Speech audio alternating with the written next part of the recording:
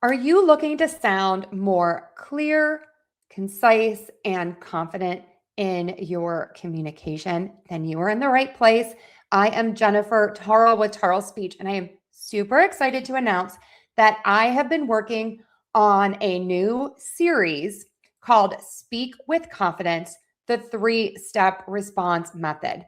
I use this in my one-on-one lessons with lots of students. And it is a very effective way to, number one, sound more clear, confident, and concise in your communication. And number two, it is a great way to practice so that when you are in a situation, you are going to be able to respond faster with less preparation. We are going to start with something very, very simple. Today, we are going to learn the 3 steps to respond to a yes, no question. So what we're going to do is we are going to learn the strategy. Then we are going to learn some sentence starters, some way that you can frame your responses so you don't have to think about it too much. Then we are going to practice and wrap it up with a quick review. Join me next week because I'm going to be doing this for 4 weeks in a row, practicing this strategy. All right, so let's get to it. Okay, so here's the strategy. Someone asks you a yes or no question. The first thing that you're going to do is respond with a yes or no. That's number one. Number two, you need to provide a reason because, and then number three, I want you to support it with an example.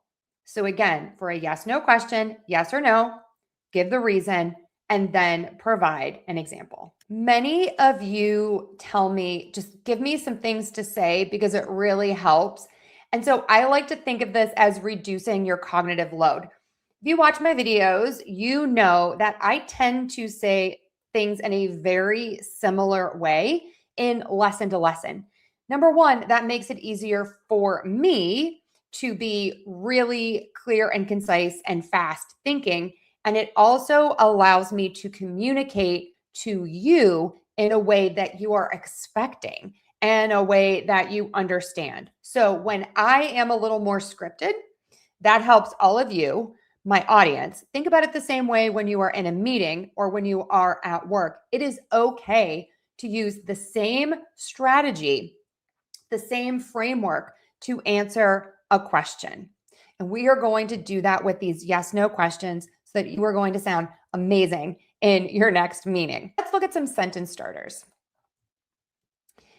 These are some very simple ones. You can vary this and make this yours, but we're going to practice today, which is this. You're going to answer, yes, I do, no, I do not. And then you can go to step number 2. You give the reason. This is because. And then you end with an example. For example, again, you are going to be able to vary this once you get good at it, but you are thinking about using the same format from response to response. So another way to think about it is, again, you give your yes or no, you provide your reason, and you give an example. Let's give this a try and start with the sentence starters. Okay, the question is, do you like soda? Okay, so I want you to think about your answer. Do you like soda? Start with number 1, yes or no. I want to know your reason, and then give me an example. Okay, are you ready to try it? I'll give you an example. Do you like soda, Jennifer? Yes, I do like soda. This is because I love the bubbles. It's very refreshing. For example, my favorite is a LaCroix or a Dr. Pepper. They're just so refreshing. And that's it. Okay. All right. Let's give this another try. And I'm going to give you a question with just the framework. And I want you to try it. And then I'll give you my example. Okay. The next question is, do you like coffee?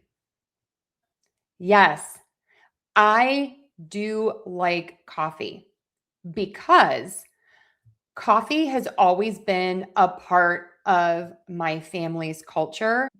For example, we would have family parties and all sit around the table and drink coffee. And so it makes me think about my grandmother and my family, and I just have such great memories.